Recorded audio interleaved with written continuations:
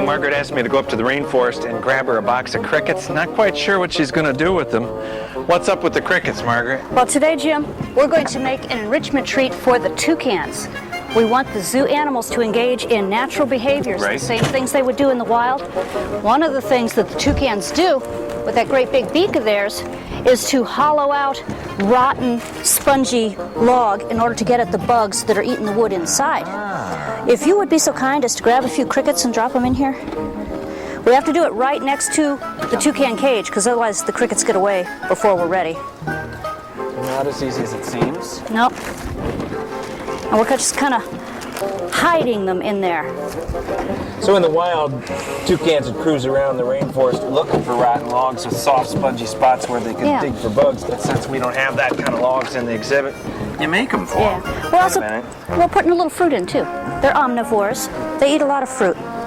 Oops, your cricket's getting away. I'm sorry. Come back, little cricket. Okay. Not the apple, right? No, it's not. It's Do these crickets know they're giving their lives for toucan amusement? I think they're oblivious, Jim. I don't think we have to worry about that. I can put them in there with a clear conscience. Okay, I think I'm going to have to do the dump thing, maybe. Well, save a few in case we do the box turtles later on. Gotcha. Oh, it's getting away. There's another one. Oh! She usually has more experienced help than me. Okay, we'll call that good. Okay. Okay, this log was specially made for enrichment for zoo animals. We can reuse it over and over again. The animals can't destroy it or hurt themselves on it, and we can disinfect it. And you use that word enrichment a couple times. Those are things that we zookeepers do, you zookeepers do, to enrich the lives of the animals that live here. Right, so it's not so boring living in the cage. Awesome. Okay, let's go see what they do. Go ahead. Margaret, these Toco toucans are a bird that a lot of people recognize. Yeah, the Fruit Loop birds. Yeah, they're the Fruit Loops mascot, and it's no wonder as much as they love fruit. I've got some cherries here. We'll see if they'll demonstrate their eye-beak coordination. Watch him toss it up in the air and throw it back in his mouth. You know, when people look at an animal in nature at the zoo and you see that big long beak, you can almost figure out that they should be using it for something. You know, it's not an accident. That's right, and it's highly specialized. It's got the little serrated edges. It's very sharp along the edges. It's hollow, so it's lightweight. It doesn't weigh the bird down when he flies.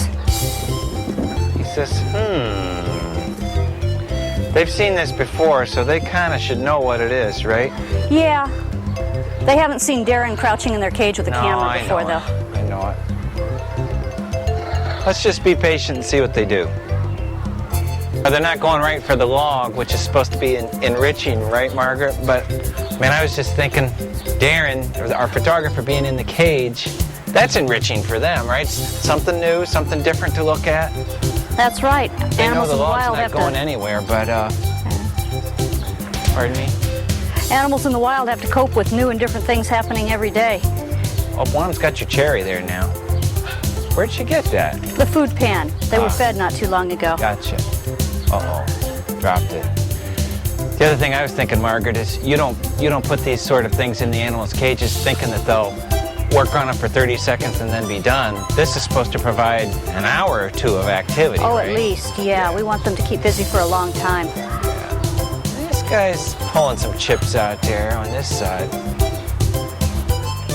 Yeah? We do the same thing when they're off exhibit by filling a feed bag with shredded paper and they just tear it up. But out here in the exhibit, we like to keep things more natural looking, and it's hard to clean the paper out of the bark mulch.